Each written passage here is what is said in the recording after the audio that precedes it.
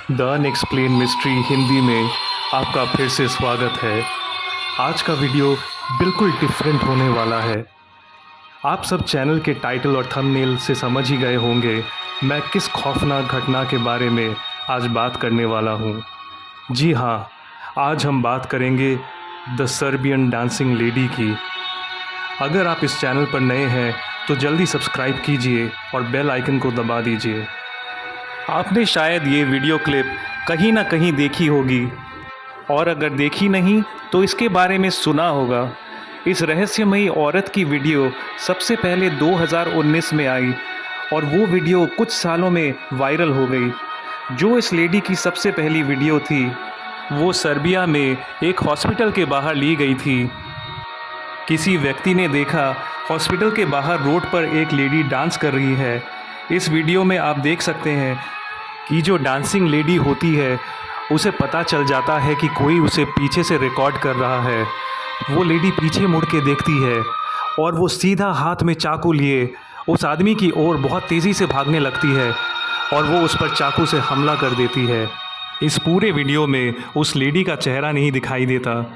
इस वीडियो को देखकर मैं बहुत डर गया था और मेरे मन में काफ़ी सवाल आने लगे कि ये डांसिंग लेडी आखिर है कौन, कहाँ से आई है और ये लोगों पर हमला क्यों करती है। इसलिए मैंने इस टॉपिक पर रिसर्च करना शुरू किया और मुझे इन सवालों के कथाकथित जवाब मिले जो मैं आपके सामने लाना चाहता हूँ। आइए जानते हैं इस कहानी के इतिहास को। ये कहानी शुरू होती है लगभग 300 साल पहले सर्बिया के एक छोटे से गांव में। इस गांव में जोआना नाम की एक लड़की रहती थी। वो एक बहुत ही गरीब फैमिली से बिलोंग करती थी और वो सिर्फ अपनी माँ के साथ रहती थी। जोआना के पिता ने उसकी माँ को छोड़ दिया और तब से जोआना की परवरिश उसकी माँ ने ही किया था। उसकी माँ लोगों के घरों में काम करके और थोड़ी खेती बाड़ी करके किसी तरह गुजारा करती थी। जोआना ने अपनी माँ को इतनी मेहनत करते देख सिर्फ 13 साल की उम्र में ही एक थिएटर या नाटक ग्रुप को ज्वाइन कर लिया और वहाँ उसने सर्बिया का फोक डांस, जिसे कोलो कहते हैं, उसे सीख लिया। जोआना धीरे धीरे इस ग्रुप के साथ बहुत सारी जगह पर परफॉर्म करने लगी और पैसे कमाने लगी। अब जोआना और उसकी माँ की आर्थिक स्थिति थोड़ी बेहतर हुई और दोनों खुशी से रहने लगे। एक बार सर्बिया के एक रईस फैमिली ने जोआना के ग्रुप को गाने बजाने और मनोरंजन के लिए बुलाया। दरअसल उस फैमिली का बेटा निकोला का जन्मदिन था और वो 18 साल का होने वाला था। इसी ओकेजन के लिए जोआना और उसके थिएटर ग्रुप को बुलाया गया परफॉर्म करने के लिए। निकोला बहुत ही खूबसूरत और हैंडसम नौजवान था और जब जोआना ने निकोला को देखा तो वो उसको बस देखती ही रह गई। जोआना ने मशहूर कोलो डांस परफॉर्म किया और उसके थिएटर ग्रुप ने सबका बहुत मनोरंजन किया। जब जोआना के जाने का वक्त आया तब निकोला ने उसका हाथ पकड़ा और जोआना की खूबसूरती की तारीफ़ की और जोआना ने भी निकोला को बहुत खूबसूरत कहा। निकोला ने जोआना के घर का पता पूछा और वादा किया कि वो उसे चिट्ठी भेजेगा।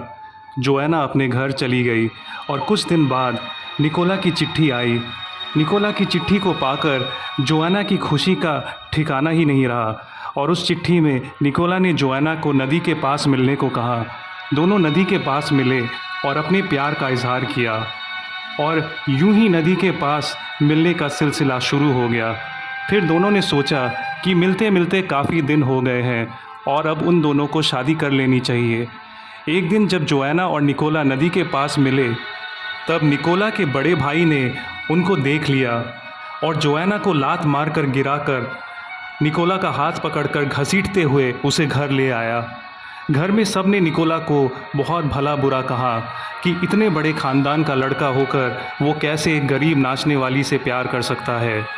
दोनों का मिलना पूरी तरह से बंद हो गया और जोआना बहुत ही परेशान रहने लगी। एक दिन बहुत हिम्मत जुटाकर जोआना निकोला के घर तक गई और सबसे बातचीत करने की कोशिश की।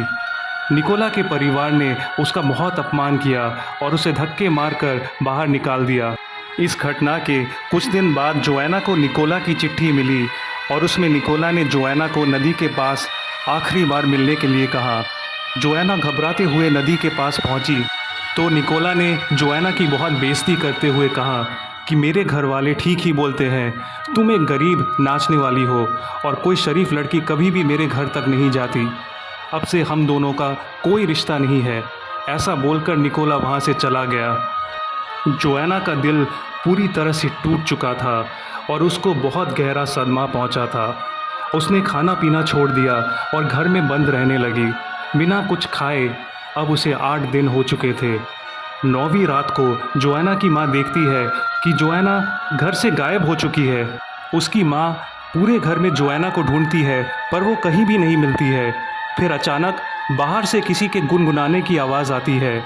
उसकी माँ बाहर जाकर देखती है जोएना कोई सर्बियन गाना गा रही है और कोलो डांस भी कर रही है। जब जोएना की माँ उसके पास जाती है और उसके कंधे पर हाथ रखती है तो जोएना पीछे मुड़कर अपने हाथ में एक चाकू लेकर अपनी माँ की हत्या कर देती है। धीरे धीरे गांव में रात के अंधेरे में वही लड़की डांस करते हुए दिखती है और कुछ लोगों की मौत भी हो जाती है। गांव वाले डिसाइड करते हैं कि जोएना को गांव से बाहर निकालना पड़ेगा क्योंकि वो पूरी तरह से पागल हो चुकी है। हैरानी की बात यह है कि अगले ही दिन गांव वालों को जोएना की लाश मिलती है, लेकिन द सर्बियन लेडी का खौफ कभी ख़त्म नहीं हुआ और एक एक करके उसने निकोला और उसके पूरे परिवार को मार डाला। इतनी सदियों के बाद सर्बियन डांसिंग लेडी या डांसिंग शैडो का आतंक फिर से फैला है। किसी को ये बात नहीं पता कि वीडियो क्लिप में दिखने वाली डांसिंग लेडी जोएना की अतृप्त आत्मा है या ये कोई साइको सीरियल किलर है या ये सिर्फ एक प्रैंक है। जो भी हो, ये घटना इतनी ज़्यादा क्रीपी है कि सर्बिया के पुलिस ने वार्निंग दी है कि अगर किसी को डांसिंग लेडी दिखाई देती है तो सेफ डिस्टेंस पर रहे और पुलिस को कॉल करे। इस वीडियो को देखने के बाद कमेंट करना मत भूलना। I am extremely sorry for watching this video without your permission and thanks for letting us know about the backstory. अगर आपको ऐसी अद्भुत और रहस्यमयी कहानियाँ पसंद है तो मेरे चैनल को प्लीज़ सब्सक्राइब कीजिए और बेल आइकन को दबा दीजिए। वीडियो पसंद आई हो तो लाइक कीजिए और ज़्यादा से ज़्यादा इस वीडियो को शेयर करके वायरल कर दीजिए। जल्द ही मुलाकात होगी एक और अनएक्सप्लेन मिस्ट्री के साथ।